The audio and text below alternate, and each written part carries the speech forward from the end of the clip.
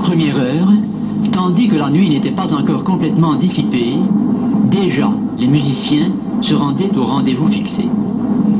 Cependant, un brouillard n'ayant rien à envier au smog londonien recouvrait la région, de quoi décourager les plus pessimistes. Les Gilles ne sont pas de ceux-là. Malgré une petite bise glaciale d'une matinée de mars, ils se mettaient en route, faisant claquer leurs sabots sur les pavés humides des rues de Ressé. Bientôt, le bruit des tambours et le tintement des appertintailles éveillaient le village encore endormi à cette heure.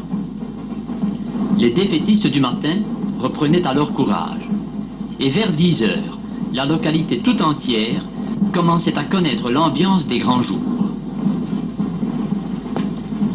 Dans la salle des mariages de la maison communale, en présence de messieurs les bourgmestres et échevins, de messieurs et mesdames les conseillers communaux, de monsieur le secrétaire et de monsieur le commissaire de police, le verre de l'amitié offert aux participants des différentes sociétés contribuait à remettre de la chaleur dans les cœurs.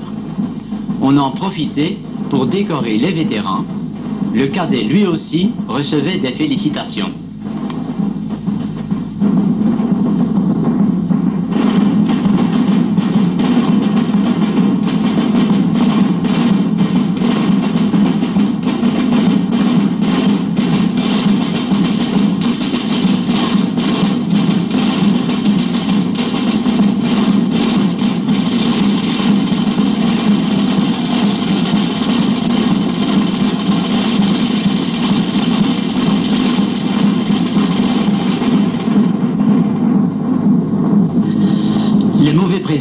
Était complètement dissipé.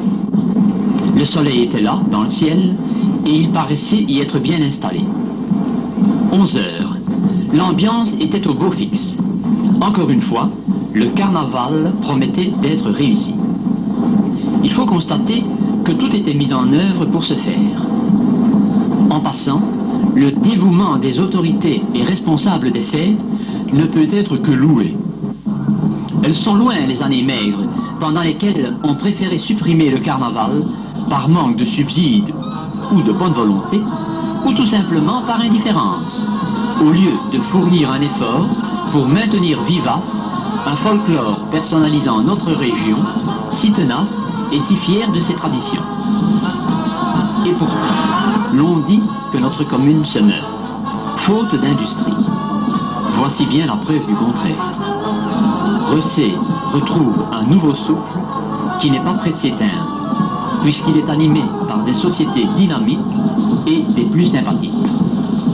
Après les rondeaux traditionnels sur la place Albert Ier, les sociétés retournaient vers leurs locales respectifs, non sans s'attarder dans quelques cafés se trouvant sur leur passage. Il ne faut pas associer le Gilles et le gourmet. On doit se contenter d'un repas rapide à midi, car bientôt, le son du tambour rappelle qu'il est temps de partir pour le cortège. Des chapeaux, il y en avait beaucoup. Depuis quelques années, déjà, les organisateurs ont eu l'heureuse idée de déplacer la date du carnaval de 8 jours. Ce qui a pour conséquence que les chapeaux ne sont plus loués à des villes voisines, puisque Ressé est pratiquement le seul endroit où l'on trouve un carnaval le dimanche de la Passion.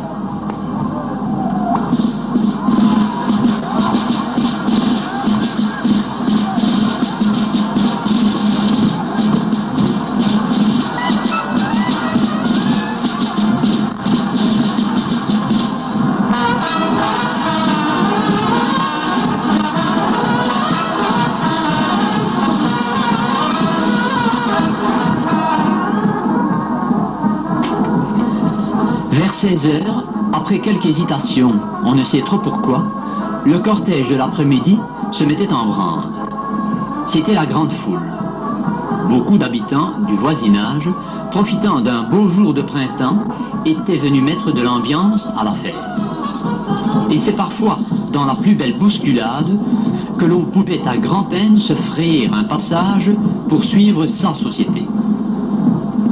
Rue Staline, rue de Binge, place de la Gare, rue de la Station, place Albert Ier. tout était noir de monde. Que de fierté de constater qu'à l'époque où l'automobile permet des évasions dominicales de plus en plus fréquentes, notre petit village parvient encore à attirer des foules avides de musique, de danse et d'amusement.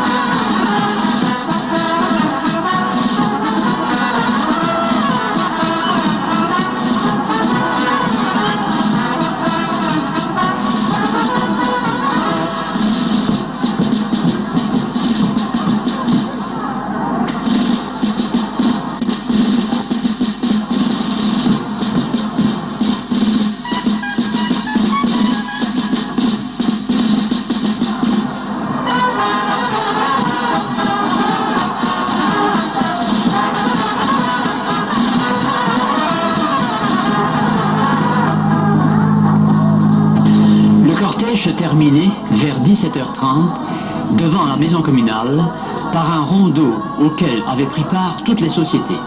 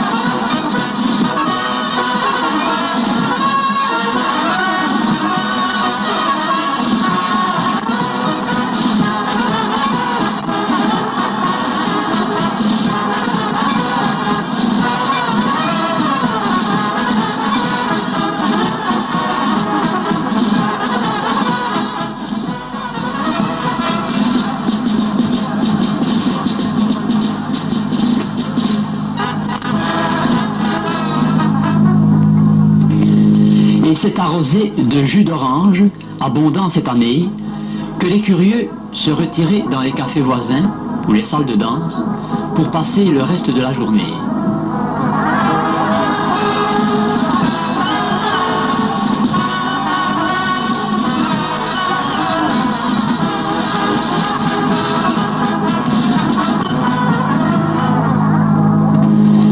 Mais à cette époque de l'année, le soir tombe vite.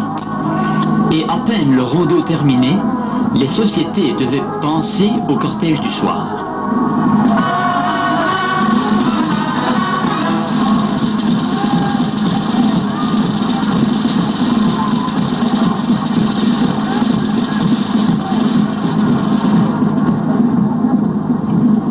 Sous les lumières étincelantes d'un copieux feu d'artifice, les Gilles refaisaient le trajet de la gare à la place.